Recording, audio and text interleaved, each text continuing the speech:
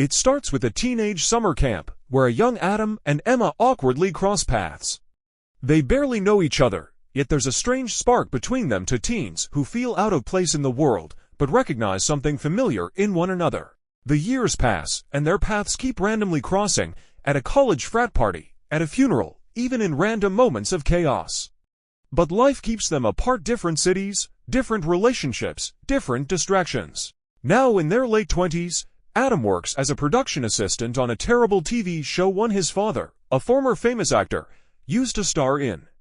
His life feels like a joke. His father is now dating Adam's ex-girlfriend, which sends him into a self-destructive spiral. Emma, meanwhile, is a no-nonsense doctor who's all about keeping things casual. She's focused, brilliant, and allergic to emotional attachment. Her time is spent working 80-hour shifts at the hospital, not falling in love. One night, after a drunken bender and a series of awkward texts, Adam wakes up half-naked in an unfamiliar apartment. Turns out it's Emma's place. She and her roommates took him in after he showed up at their door at 2 a.m. completely hammered and offering cupcakes in exchange for a hug. It's weird but not unwelcome. The next morning, something happens. Something inevitable. Adam and Emma sleep together. It's casual, natural, no expectations. But instead of running from it, they both decide to lean into it with rules.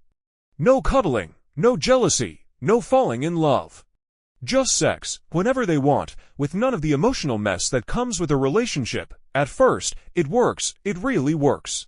Their chemistry is undeniable. They meet in parking lots, stairwells, hotel rooms. It's spontaneous, passionate, and oddly perfect. They keep things light, they joke, they text each other code words. Emma's walls are firmly up, and Adam plays along, happy to be close to her in any way. But cracks start to show. Adam begins to want more. He brings her a mix CD, he holds her hand, he looks at her like she's more than just a hookup. Emma recoils, she reminds him of the rules. But he's already breaking them emotionally. He wants to take her out on dates. He wants to cook for her, he wants to be let in. Meanwhile, Emma keeps pushing him away. She's terrified of losing control. Love, for her, means vulnerability, and she's seen too much heartbreak to let that happen. When Adam finally confesses that he wants something real, she shuts it down. Not cruelly, but coldly. She's just not ready. Or maybe she's just scared. They part ways. Emma buries herself in work. Adam tries to move on, even goes on other dates, but no one compares. They see each other again when Adam's father ends up in the hospital. Emma, being on duty, has to treat him. The awkward tension between her and Adam is heavy. He tries to act unaffected. She pretends it's fine, but it's not. They're both aching. Time passes. Adam channels his heartbreak into something creative. He starts writing. His boss notices. He begins getting real recognition. Emma, despite her efforts, can't stop thinking about him. When one of her patients dies, she has a breakdown, and the only person she wants to call is Adam. They meet again. This time, it's more honest. She apologizes not just for rejecting him, but for not being brave enough to let him in. He listens, but he's guarded now. He's not angry, just tired of chasing someone who doesn't want to be caught, and yet, Emma surprises him.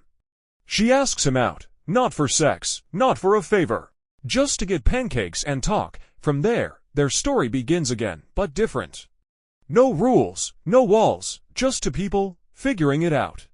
Emma opens up. She shows up to his events. She brings him food at work. She even lets him into her home and her routines. For the first time, she's not keeping love at arm's length. Dylan realizes that Jamie isn't just another name in his contact list. She's his best friend, his safe place. The only person who challenged him and comforted him at the same time.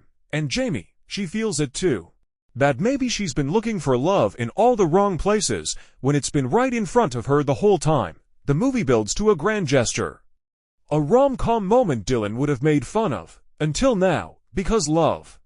It doesn't follow the rules, it breaks them. And when Dylan arranges a flash mob in Grand Central Station, it's cheesy, over the top, totally uncharacteristic, but it's real.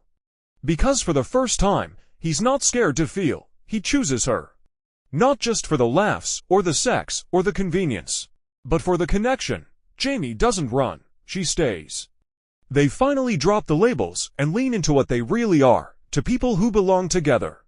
Friends with Benefits asks, can you sleep with someone, laugh with them, live with them, and still pretend it's just a thing? No, because the heart doesn't care what you signed up for. It makes its own decisions, and in the end, love doesn't show up with a contract. It shows up when you stop running and start being honest. Not just friends, not with benefits, but something deeper, something real.